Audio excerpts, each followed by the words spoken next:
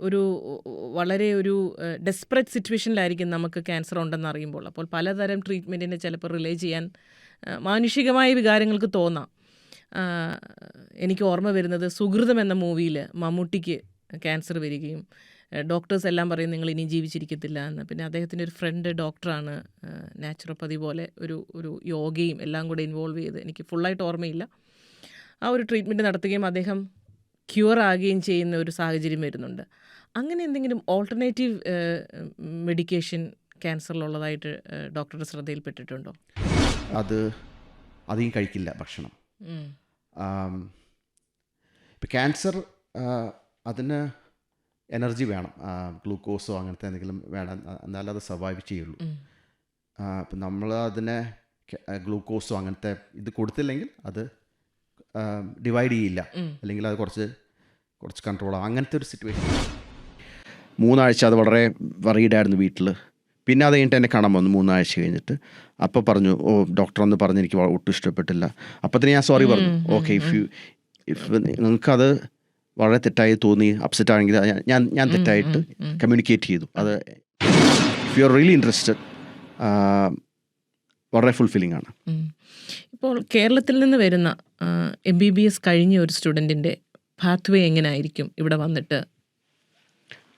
ഇവിടെ കേരളത്തിൽ നിന്ന് നേരിട്ട് ഇങ്ങോട്ട് വരാൻ പറ്റില്ല. ഇവിടുത്തെ ഒരു എൻട്രി എക്സാം ഉണ്ട്, NZREX. NZREX പാസ്സായി കഴിഞ്ഞിട്ടാണ് ഇങ്ങോട്ട്. അതിൽ റിട്ടേൺ ഉണ്ട്, ക്ലിനിക്കൽ എക്സാം ഉണ്ട്.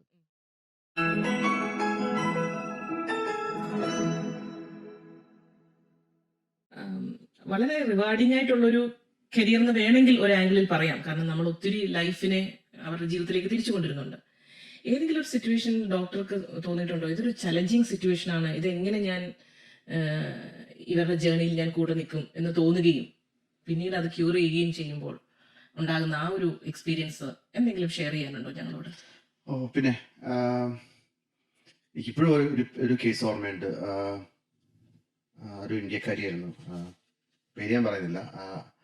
അതൊരു ഏർലി 30s ആയിരുന്നു. ആ ഒരു ക്രോണിക് മൈലോയിഡ് ലുക്കീമിയ എന്നുള്ളൊരു ക്യാൻസർ ആയിരുന്നു. അതിന് കുറച്ച് യങ് ആയിട്ടാണ് പുള്ളിക്കാരത്തേക്ക് അത് ബാധിച്ചത്. പക്ഷേ ട്രീറ്റ്മെൻറ്റ് എഫക്റ്റീവ് ആയിരുന്നു. Leukaemia was in remission. പുള്ളിക്കാരത്തേക്ക് എല്ലാ ദിവസവും മരുന്ന് കഴിക്കണം. കീമോതെറാപ്പി അല്ല, വേറെ മരുന്ന്, നോൺ കീമോതെറാപ്പി ടൈപ്പ് മെഡിക്കേഷൻ. പുള്ളിക്കാരത്തേക്ക് പ്രഗ്നൻ്റ് ആവണമെന്നുണ്ടായിരുന്നു. അപ്പോൾ കുറേ നാൾക്ക് ശ്രമിച്ചു, പറ്റുന്നില്ല. ഈ മരുന്ന് കഴിക്കുമ്പോൾ പ്രഗ്നൻ്റ് ആവാൻ പാടില്ല. എത്ര സേഫ് ആണെന്ന് നമുക്കറിയില്ല. പക്ഷേ ഒരു ദിവസം ഈ കുട്ടി ഹാർട്ട് ഡോക്ടറിൻ്റെ അടുത്ത് പോയി. ഇത് ശ്വാസം മുട്ടൽ കുറേ സിംറ്റംസ് വരുന്നുണ്ടായിരുന്നു. ഹാർട്ട് ഡോക്ടറിൻ്റെ അടുത്ത് പോയി. ഹാർട്ട് സ്കാൻ ചെയ്തപ്പോൾ വളരെ അബ്നോർമലായിരുന്നു. ലങ്സ്, അതിനൊരു പേരുണ്ട്, പ്രൈമറി പൾമണറി ഹൈപ്പർടെൻഷൻ, അതുണ്ടായിരുന്നു ആ സ്കാനിൽ, എക്കോ കാർഡിയോഗ്രാമിൽ. അത് കുറച്ച് സീരിയസ് ഡയഗ്നോസിസ് ആണ്. അപ്പോൾ നമുക്ക് ഈ മരുന്ന് നിർത്തേണ്ടി വന്നു. ഈ മരുന്നിൻ്റെ സൈഡ് എഫക്റ്റ് ആയിരുന്നു, വളരെ റെയർ സൈഡ് എഫക്റ്റാണ്. പക്ഷേ ട്രീറ്റ് ചെയ്യുന്ന എനിക്കിത് ഈ കുട്ടി, ഈ സ്ത്രീ കാർഡിയോളജിസ്റ്റിന്റെ അടുത്ത് പോയി എന്ന് എനിക്ക് അറിയില്ലായിരുന്നു. കാർഡിയോളജി റിപ്പോർട്ട് എനിക്കും കിട്ടിയില്ല. മരുന്ന് നിർത്തി. കാർഡിയോളജിസ്റ്റ് പറഞ്ഞു ഇത് മരുന്ന് കൊണ്ടാണ് നിർത്തി. അത് കഴിഞ്ഞ് കുറച്ച് നാൾ കഴിഞ്ഞിട്ട് അത് പ്രഗ്നന്റ് ആയി. ഈ പൾമണറി ഹൈപ്പർ ടെൻഷൻ ഉള്ള ആൾക്കാർക്ക് പ്രഗ്നൻസി ആയി കഴിഞ്ഞാൽ അത് വളരെ ഹൈ റിസ്ക് ആണ്, മദറിനും ഫീറ്റസിനും, മദറിനും ബേബിക്കും. പക്ഷെ അത് സക്സസ്ഫുൾ ആയി, പ്രഗ്നൻസി സക്സസ്ഫുൾ ആയിരുന്നു. അതൊരു വളരെ ഒരു പ്രത്യേക ഒരു കേസായിരുന്നു. ഇപ്പോഴാ ആ സ്ത്രീ ഇപ്പോഴും ആ മരുന്ന് കഴിക്കുന്നുണ്ട്. CML ഇപ്പോഴും റെമിഷനിലാണ്. പക്ഷെ ഒരു കുട്ടിയുണ്ട്. നോർമൽ ഡെലിവറി കുറച്ച് ഇതായിരുന്നു, പക്ഷെ നോർമലായിട്ട് വന്നു. ഔട്ട്കം വളരെ നല്ലായിരുന്നു. സന്തോഷം നൽകി. അത് വളരെ റെയർ ആണ്, എക്സ്ട്രാordinary സിറ്റുവേഷൻ ആയിരുന്നു. ഇൻഫാക്ട് ഡോക്ടേഴ്സ് ആദ്യം പറഞ്ഞു ഇത് പ്രഗ്നന്റ് ആണെന്ന് മനസ്സിലായപ്പോൾ പറഞ്ഞു ഇത് പറ്റില്ല, ഇത് പ്രഗ്നൻസി ടെർമിനേറ്റ് ചെയ്തേ പറ്റൂ എന്ന് പറഞ്ഞു.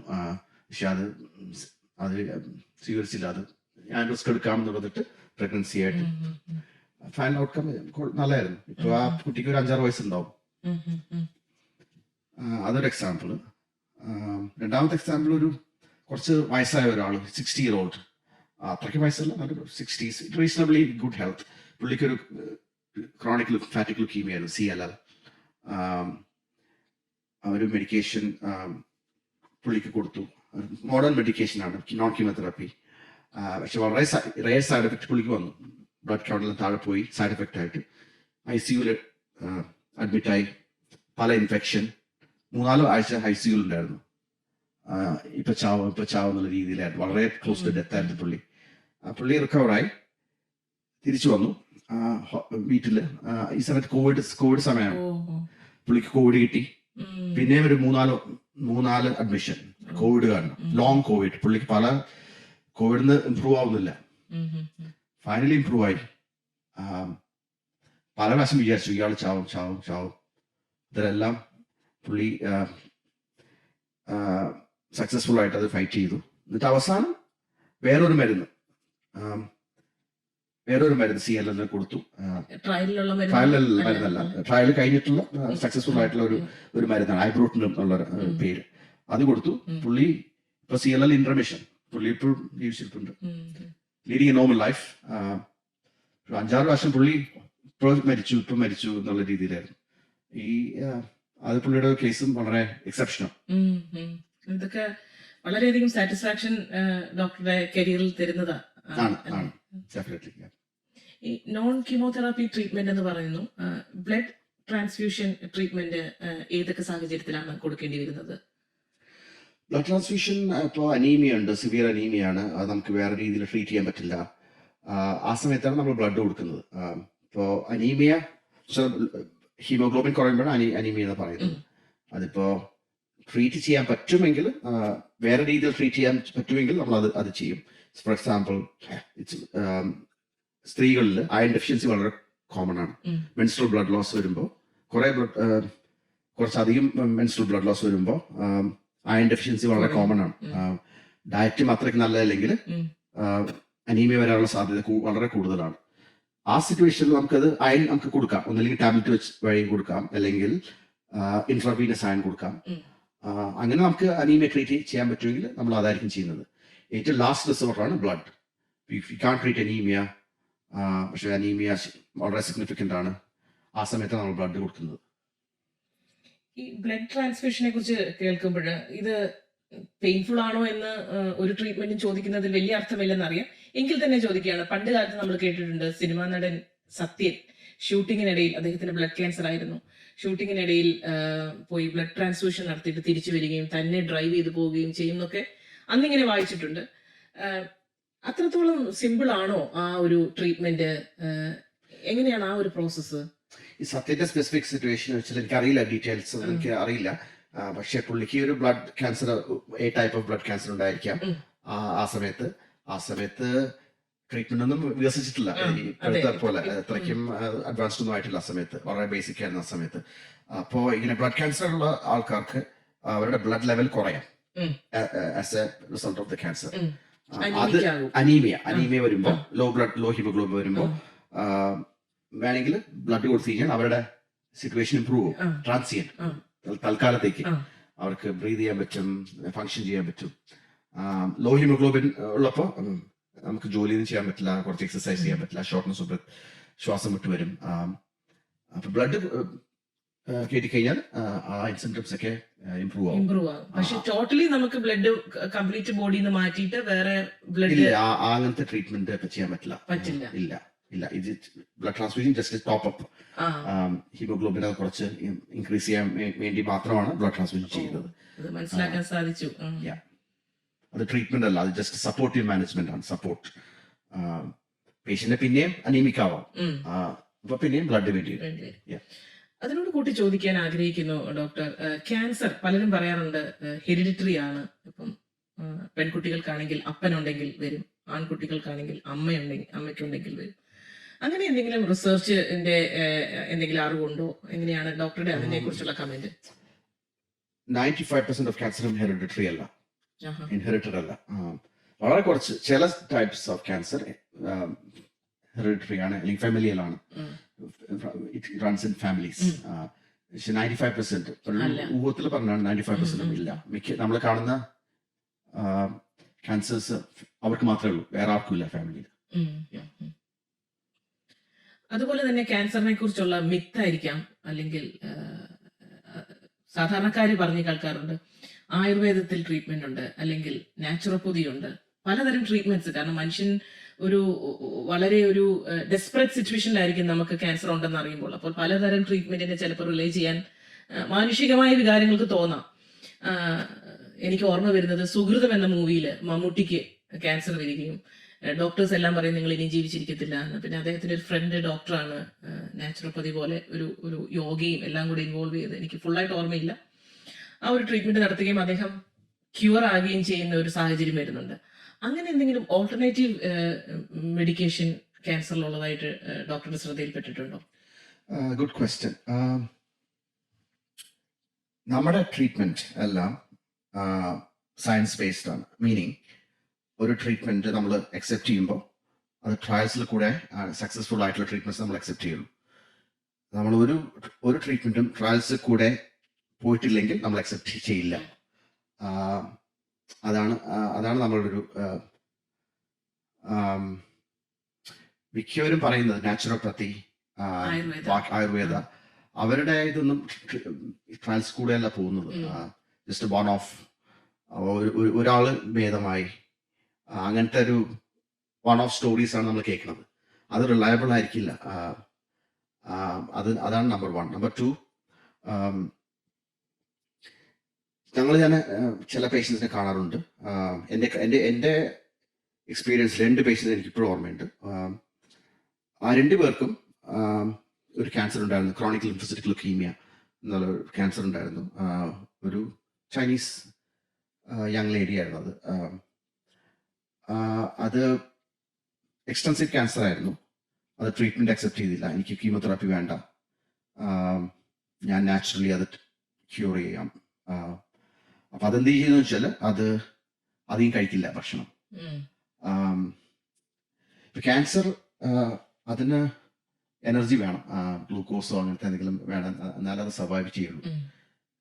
നമ്മൾ അതിനെ ഗ്ലൂക്കോസോ അങ്ങനത്തെ ഇത് കൊടുത്തില്ലെങ്കിൽ അത് ഡിവൈഡ് ചെയ്യില്ല, അല്ലെങ്കിൽ അത് കുറച്ച് കൺട്രോൾ ആവും. അങ്ങനത്തെ ഒരു സിറ്റുവേഷൻ വരാം. ആ സ്ത്രീക്ക് അതൊന്നും വലുതായിട്ടൊന്നും കഴിക്കില്ല, മിക്കപ്പോഴും ഫാസ്റ്റിംഗ് ആയിരുന്നു. അത് എൻ്റെ ലിംഫോമ കുറെ ഷ്രിങ്കായി അതിന്റെ. പക്ഷേ അതൊരു 4-5 വർഷം അത് കീമോതെറാപ്പി ഇല്ലാതെ ജീവിച്ചു. അത് കഴിഞ്ഞ് കുറച്ചുകൂടെ സ്പ്രെഡായി, അപ്പോഴാണ് തിരിച്ചു വന്നു. കീമോതെറാപ്പി എടുത്തു. ആ സമയത്ത് വളരെ ക്രിട്ടിക്കൽ ആയിരുന്നു, കിഡ്നി ഫെയിലിയർ ഒക്കെ ആയി. അപ്പൊ ആ സമയത്ത് ട്രീറ്റ്മെന്റ് അക്സെപ്റ്റ് ചെയ്തു, ട്രീറ്റ്മെന്റ് എടുത്തു, പിന്നെ തിരിച്ചു പോയി, പിന്നെ തിരിച്ചു വന്നിട്ടുള്ളത് അതൊന്ന്. അപ്പൊ ചില ഫാസ്റ്റിംഗ് ചെയ്ത് കഴിഞ്ഞാൽ ചിലപ്പോൾ ചില ക്യാൻസർ കുറച്ച് അത് അതിന്റെ ഗ്രോത്ത് കുറയ്ക്കാം. അതിന്റെ ബേസിസ് ഇതാണ്, ക്യാൻസറിനും എനർജി വേണം, ഗ്ലൂക്കോസോ. അപ്പൊ അതില്ലെങ്കിൽ അത് ചിലപ്പോൾ സ്പ്രെഡ് ചെയ്യും. അതൊന്ന് ഒരു കേസ്. രണ്ടാമത്തെ കേസും അതേ തരത്തിലുള്ള ലുക്കീമിയ. ഇത് slow growing type leukaemia. Acute leukaemia ആണെങ്കിൽ ഇത് വർക്ക് ചെയ്യില്ല. അക്യൂട്ട് ലുക്കീമിയ ആണെങ്കിൽ കംപ്ലീറ്റ്ലി ആണ്. അപ്പൊ ഞാൻ എൻ്റെ രണ്ടാമത്തെ പേഷ്യന്റും വന്നു, കീമോ എടുക്കില്ല. 4-5 ഡോക്ടേഴ്സിൽ കണ്ടു, പല ഒപ്പീനിയൻസ്, അവരാരുടെയും ഒപ്പീനിയൻ അവർ അക്സെപ്റ്റ് ചെയ്തില്ല. അതും ഇതേപോലത്തെ ഫാസ്റ്റിംഗ്, അത് അങ്ങനത്തെ ഓൾട്ടർനേറ്റീവ് നാച്ചുറൽ രീതിയിൽ അത് ഇപ്പോഴും അതിന് ട്രീറ്റ്മെന്റ് എടുക്കേണ്ടി വന്നിട്ടില്ല. ക്യാൻസർ ഉണ്ട്, പക്ഷേ ട്രീറ്റ്മെന്റ് എടുക്കേണ്ടി വന്നിട്ടില്ല. അങ്ങനത്തെ ചില കേസസ് ഉണ്ട്, അത് എക്സെപ്ഷണൽ കേസസ് ആണ്. അങ്ങനത്തെ കുറച്ച് ലോ ഗ്രേഡ് ക്യാൻസേഴ്സ് ഉണ്ട്, അവർക്ക് ഇങ്ങനത്തെ നാച്ചുറൽ വഴി ചിലപ്പോൾ അവർക്ക് ബെനിഫിറ്റ് വന്നിരിക്കുക. പക്ഷെ 90% ആൾക്കാർക്കും അതൊന്നും ചെയ്തില്ലെങ്കിൽ അത് ഡെഫിനറ്റ്ലി അത് പ്രോഗ്രസ് ആവും. ഈ 2 കേസസ് ആണ് എനിക്ക് എന്റെ ഇപ്പോഴും മനസ്സിലുള്ളത്. ഫാസ്റ്റിംഗ് ആയിരുന്നു അവരുടെ ഒരു way of controlling the cancer. ഉം, ഉം, അത് സയന്റിഫിക് ആണോ ഇല്ലയോ എനിക്കറിയില്ല. ഉം, ഉം. ഞാൻ എൻ്റെ ജസ്റ്റ് രണ്ട് എക്സ്പീരിയൻസ് പറഞ്ഞതേ ഉള്ളൂ. I will not recommend to any patients, any of my patients. Fasting as a treatment, I will not recommend to any patients. Yeah. അതൊന്ന് ക്ലാരിഫൈ ചെയ്യാമെന്ന് വിചാരിച്ചു. ഇത്രയും നേരം ഡോക്ടറെ കേട്ടിരുന്നപ്പോൾ എനിക്ക് തോന്നുമായിരുന്നു ഒരു 24 hours എന്ന് തന്നെ പറയാം, വളരെ ഒരു സ്ട്രെസ്ഫുൾ കരിയറാണ്. കാരണം you are not breaking a good news most of the time, അല്ലേ? Most of the time bad news ആണ് ബ്രേക്ക് ചെയ്യുന്നത്. അപ്പോൾ അവരെ ഇമോഷണലി സപ്പോർട്ട് ചെയ്യണം, സൈക്കോളജിക്കലിയും ഫിസിക്കലിയും എല്ലാ രീതിയിലും സപ്പോർട്ട് ചെയ്യണം. ഒപ്പം തന്നെ മെഡിക്കൽ ട്രീറ്റ്മെന്റിലുള്ള അഡ്വാൻസ്മെന്റിനെ കുറിച്ച് അപ്ഡേറ്റ് ചെയ്തുകൊണ്ടിരിക്കണം, റിഫ്രഷ് ചെയ്തുകൊണ്ടിരിക്കണം. ഈ ഒരു കരിയറിൽ എങ്ങനെയാണ് ഡോക്ടറിനെ സ്വയം സ്ട്രെസ് ഫ്രീ ആക്കുന്നത് അല്ലെങ്കിൽ അൺവൈൻഡ് ചെയ്യുന്നത്? Good question. ഞാൻ ഹോസ്പിറ്റൽ വിട്ടു കഴിഞ്ഞാൽ ഹോസ്പിറ്റലിലുള്ള സംഭവം എന്നെ ബാധിക്കാറില്ല. ആ ഒരു പ്രത്യേക ഒരു ഇമ്മ്യൂൺ സിസ്റ്റം വീട്ടിലൊന്നും ഞാൻ ഹോസ്പിറ്റലിലെ ജോലിയെ കുറിച്ച് ഞാൻ ആലോചിക്കാറില്ല. സോ അങ്ങനത്തെ ഒരു എനിക്കൊരു ഇതുണ്ട്, ആ ഒരു കഴിവെന്ന് തന്നെ പറയാം. എൻ്റെ കൊളീഗ്സ് വീട്ടിൽ പോയിട്ടും അവരുടെ പാർട്ട്നേഴ്സിൻ്റെ അടുത്ത് എല്ലാം ഇന്ന് ഈ പേഷ്യൻ്റ് ഇങ്ങനെ പറഞ്ഞു, മറ്റേത് പറഞ്ഞു, എൻ്റെ കൊളീഗിൻ്റെ അടുത്ത് ഇങ്ങനെ പറഞ്ഞു, ഇതൊന്നും ഞാൻ സംസാരിക്കാറില്ല വീട്ടിൽ. വീട്ടിൽ ഞാൻ കംപ്ലീറ്റ്ലി ഷട്ട് ഡൗൺ. അങ്ങനത്തെ ഒരു അത് എനിക്കറിയില്ല, may be I mean insensitive ആയിരിക്കാം, എനിക്കറിയില്ല. അത് വേണം, അത് അങ്ങനത്തെ ഒരു കഴിവ് ഉണ്ടാക്കിയെടുക്കണം, അല്ലെങ്കിൽ ബേൺഡ് ഔട്ട് ആവും നമ്മളെല്ലാവരും. കാരണം I'll be doing for the next 20-30 years, I don't know. ഇപ്പൊ എല്ലാ ദിവസവും സ്ട്രെസ് എടുത്തു കഴിഞ്ഞാൽ I will not last long. അങ്ങനത്തെ ഒരു കോപ്പിംഗ് മെക്കാനിസം എല്ലാവർക്കും വേണം, ഒരു രീതിയിൽ വേറൊരു രീതിയിൽ. എന്റെ കൊളീഗ്സും അവർക്ക് എന്തെങ്കിലും ഉണ്ട്, എക്സ്ട്രാ കരിക്കുലർ ആയിട്ട് എന്തെങ്കിലും ഉണ്ട്. other than work they have something else. കുറച്ച് പേർക്ക് ഹൈക്കിങ്ങിന് പോകും. എൻ്റെ 2 ഹെമറ്റോളജി കൊളീഗ്സ്, സീനിയർ കൊളീഗ്സ്, അവരുടെ മെയിൻ ഹോബി ഹൈക്കിംഗ്. അവർ വീക്കിൽ എവിടെയെങ്കിലും പോകും. അതുപോലെ ഡോക്ടർ രാജീവ് രാജഗോപാലിന് എന്ത് മെക്കാനിസം ആണുള്ളത്? ഞാൻ ക്രിക്കറ്റ് പണ്ട് മുതലേ കളിക്കും, ചെറുപ്പം മുതലേ കളിക്കും.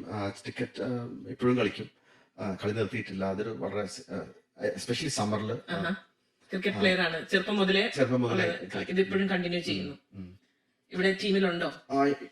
ഇവിടെ ഞാൻ പാപ്പത്തോയ് ക്ലബില് അവിടുത്തെ 3rd grade ടീമിൽ കളിക്കും. ഓവർ 40s ഓക്ലൻഡ് ടീമിലും ഞാൻ കഴിഞ്ഞ 2 കൊല്ലമായിട്ട് കളിക്കുന്നുണ്ട്. നാഷണൽ ടൂർണമെന്റിൽ കളിച്ചു കഴിഞ്ഞ കൊല്ലം ഡിസംബറിൽ. അതെപ്പോഴും സീരിയസ് ആയിട്ട് പോകുന്നുണ്ട്. അതാണ് സീരിയസ് ഹോബി. ഇപ്പൊ വയസ്സാവും തോറും പണ്ട് എങ്ങനെ കളിച്ചു അതുപോലെ കളിക്കാൻ പറ്റുന്നില്ല. ഇപ്പൊ ബോളിംഗ് നിർത്തി, എന്റെ ആങ്കിൾ പ്രശ്നമായതാണ്, ബോളിംഗ് നിർത്തി, ഇപ്പൊ ബാറ്റിംഗ് മാത്രമേ. പിന്നെ ഈ അടുത്തായിട്ട് ഞാൻ വെയിറ്റ് ലിഫ്റ്റിംഗ് തുടങ്ങി കഴിഞ്ഞ കൊല്ലം. അത് കുറച്ച് സീരിയസ് ആയിട്ട് ആണ്. പവർ ലിഫ്റ്റിംഗ് ചെയ്യാൻ തുടങ്ങി. ഇതുവരെ 2 ടൂർണമെന്റ് ഞാൻ കോമ്പീറ്റ് ചെയ്തിട്ടുണ്ട്. ഫാമിലി വൈഫ് സ്കൂൾ ടീച്ചറാണ് ഇവിടെ. 2 പെൺകുട്ടികൾ, 18 വയസ്സ് 16 വയസ്സ്. മൂത്താള് സൈക്കോളജി ചെയ്യുന്നു, രണ്ടാമത്തെ ആൾ ഇപ്പോൾ സ്കൂളിലാണ്, ഇയർ 12. നാട്ടിലെവിടെയാണ് ഡോക്ടർ? നാട്ടില് മട്ടാഞ്ചേരി, കൊച്ചിക്കാരനാണ്. പാരന്റ്സ് എല്ലാം അവിടെ സെറ്റിൽഡ് ആണ്. ഒരു ഡോക്ടർ എന്ന നിലയ്ക്ക് ഞാനൊരു ചോദ്യം ചോദിക്കാൻ ആഗ്രഹിക്കുന്നു. നമ്മുടെ മുന്നിൽ വരുന്നൊരു പേഷ്യന്റിന്റെ കേസ്, നമ്മളാണ് അതിന്റെ ഓണർ. നമ്മുടെ ഡിസിഷൻസ് വളരെ ക്രിട്ടിക്കലാണ്.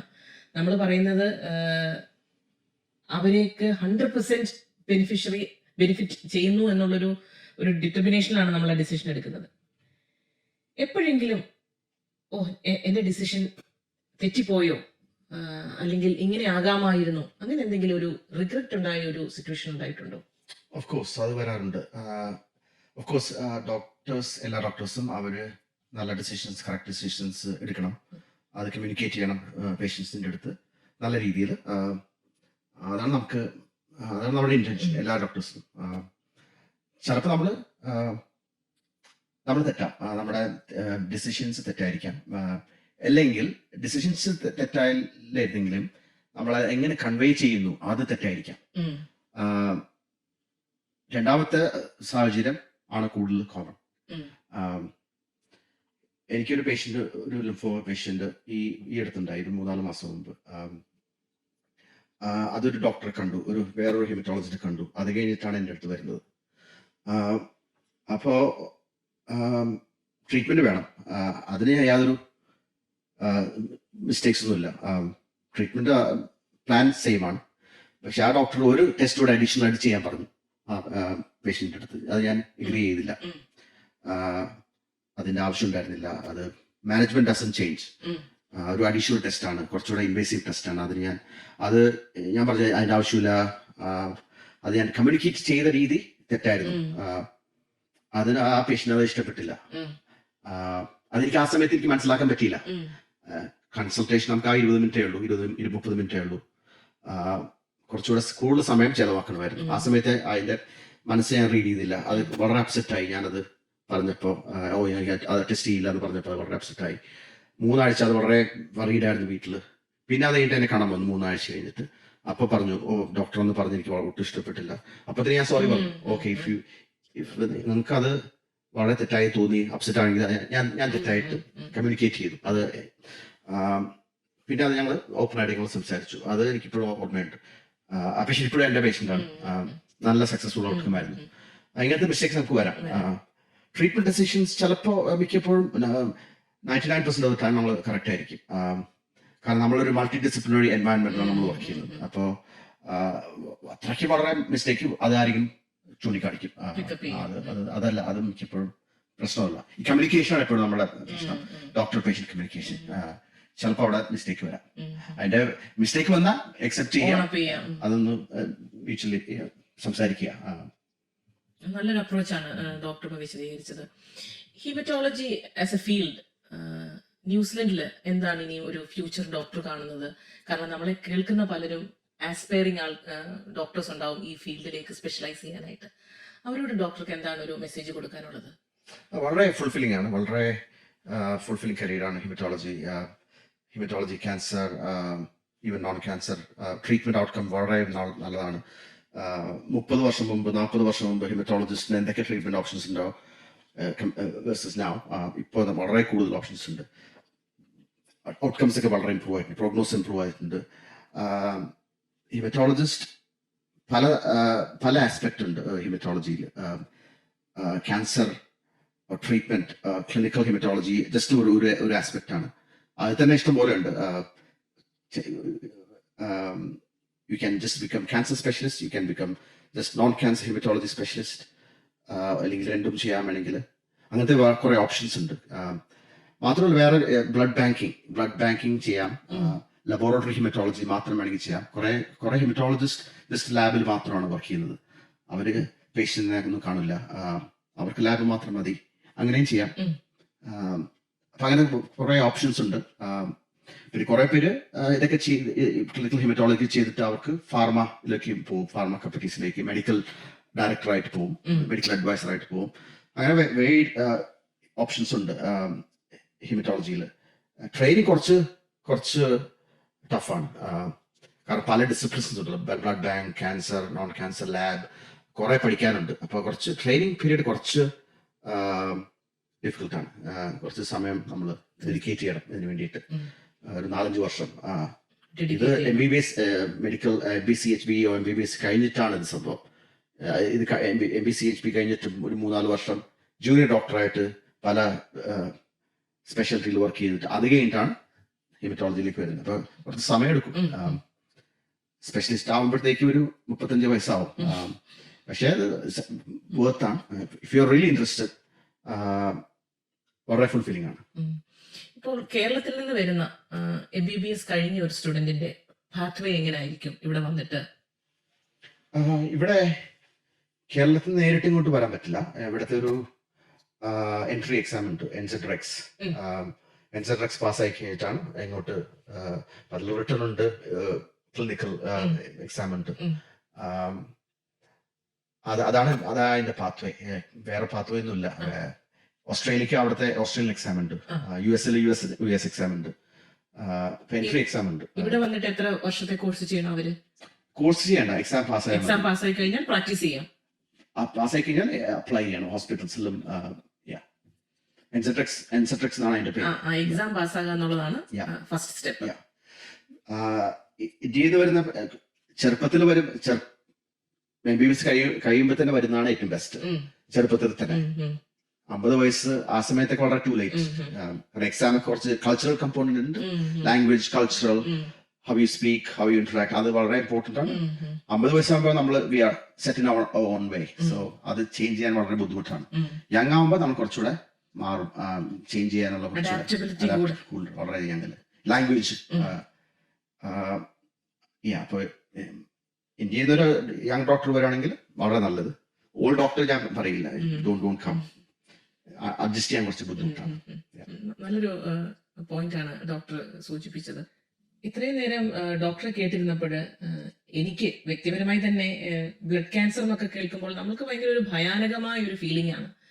പക്ഷെ കേട്ടിരിക്കുമ്പോൾ എന്നോടൊപ്പം തന്നെ ശ്രോതാക്കൾക്കും തോന്നുന്നുണ്ടാവാം, ഇത് ഇങ്ങനെയൊക്കെയാണ് ഇത് ട്രീറ്റ് ചെയ്യുന്നത്, ഇത് ക്യൂറബിൾ ആണ്, 100% അല്ലെങ്കിലും കേസ് ടു കേസ്.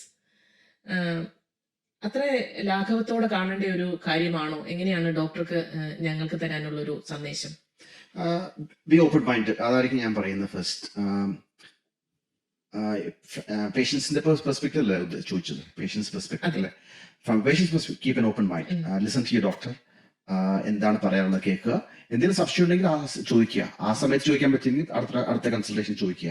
ആ ഒരു ഡോക്ടറും ഇത് എക്സ്പെക്ട് ചെയ്യുന്നുണ്ട് പേഷ്യൻസ്. അവർക്ക് മനസ്സിലായോ എന്ന് ഡോക്ടർക്കും അറിയണം. കുറെ പേഷ്യൻസ് അന്ന് കാണിക്കും, yes എന്ന് കാണിക്കും, പക്ഷെ അവർക്ക് മനസ്സിലാവുന്നില്ലായിരിക്കും. ഡോക്ടർ പറയുന്ന കോംപ്ലിക്കേറ്റഡ് ലാംഗ്വേജിൽ അവർക്ക് മനസ്സിലാവുന്നില്ലായിരിക്കും, പക്ഷെ അവർ yes എന്ന് പറയും. പക്ഷേ നമ്മളത് കമ്മ്യൂണിക്കേറ്റ് ചെയ്യുമ്പോൾ നമ്മുടെ ഒരു വളരെ ഇമ്പോർട്ടൻ്റ് എന്ന് വെച്ചാൽ പേഷ്യൻസിന് മനസ്സിലായോ, ഞാൻ പറയുന്നതിൽ മനസ്സിലായോ, അത് വളരെ ഇമ്പോർട്ടൻ്റ് ആണ് നമുക്കും. കാരണം നമുക്ക് മനസ്സിലാക്കിയില്ലെങ്കിൽ അത് ട്രീറ്റ്മെന്റ് സൈഡ് എഫക്ട്സോ എങ്ങനെ ഡീൽ ചെയ്യുന്നു, അതെങ്ങനെ ഡീൽ ചെയ്യുന്നു നമുക്കറിയില്ല. അതുപോലെ ആ ഒരു 2-way കമ്മ്യൂണിക്കേഷൻ വേണം. ഇപ്പൊ എന്നിട്ട് എന്തെങ്കിലും സംശയം ഉണ്ടെങ്കിൽ ആ സമയത്താണ് റിലേറ്റീവ്സ്, ഫ്രണ്ട്സ്, വേറെ ഡോക്ടർ, ചിലപ്പോൾ സെക്കൻഡ് ഒപ്പീനിയൻ വേണമെങ്കിൽ പോവാം. ഈ ഡോക്ടർ പറഞ്ഞത് എനിക്ക് ഇഷ്ടപ്പെട്ടില്ലെങ്കിൽ, എനിക്ക് മനസ്സിലായില്ലെങ്കിൽ, യോജിക്കാൻ പറ്റിയില്ലെങ്കിൽ വേറൊരു ഡോക്ടറെ കാണാം.